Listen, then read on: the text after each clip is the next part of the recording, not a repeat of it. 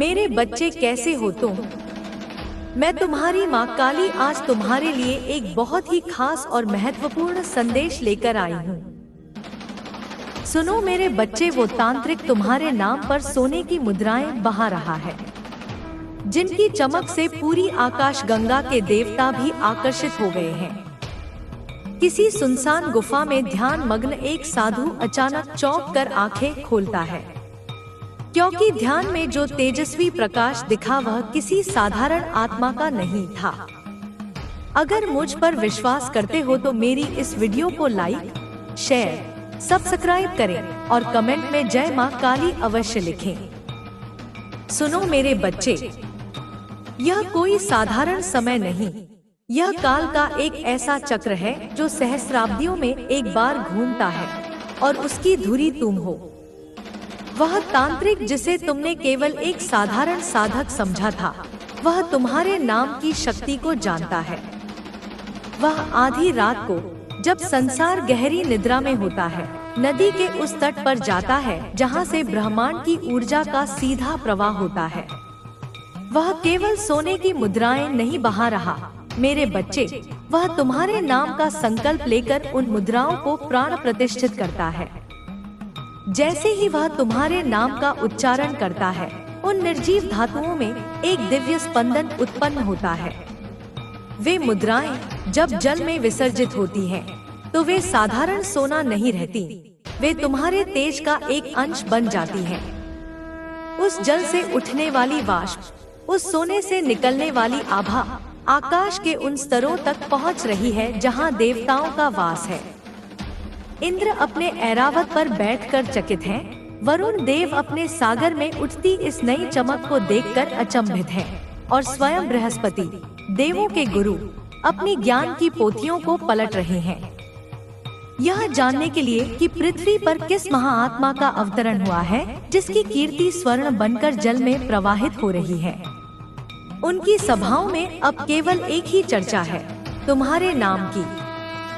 वे समझ नहीं पा रहे कि यह कौन सी शक्ति है जो बिना किसी यज्ञ या अनुष्ठान के केवल नाम मात्र से पूरे देवलोक को प्रकाशमान कर रही है। और सुनो उस साधु की कहानी जो हिमालय की कंदराओं में सहस्रों वर्षों से तपस्या में लीन था। उसका शरीर अब पाषाण की भांति हो चुका था, उसकी श्वास इतनी धीमी थी कि मानो रुक ही गई हो।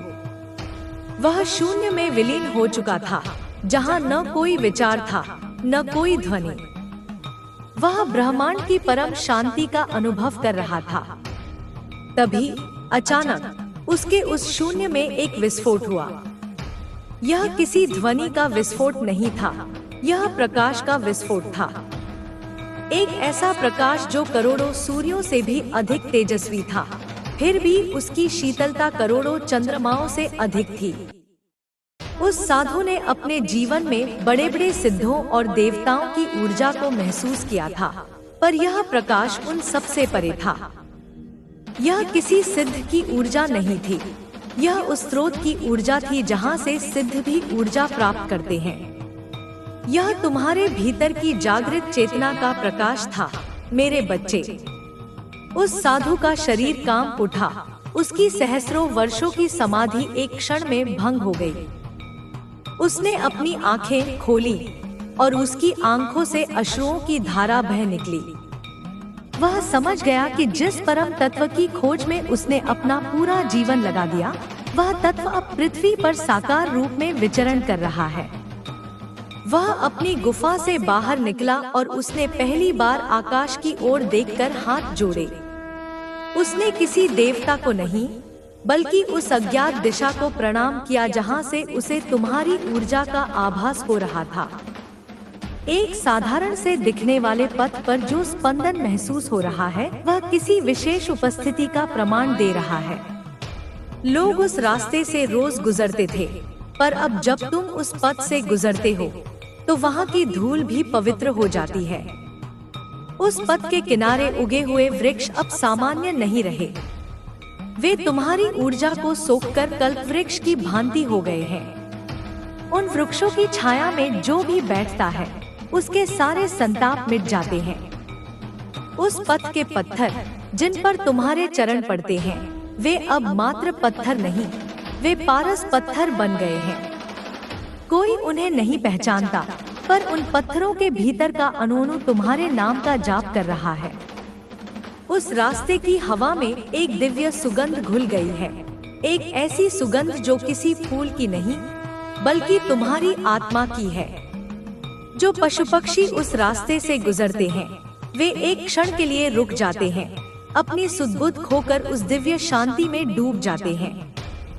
वे नहीं जानते कि यह क्यों हो रहा है, पर उनकी आत्मा जानती है कि वे ईश्वर के किसी प्रिय के मार्ग में खड़े हैं।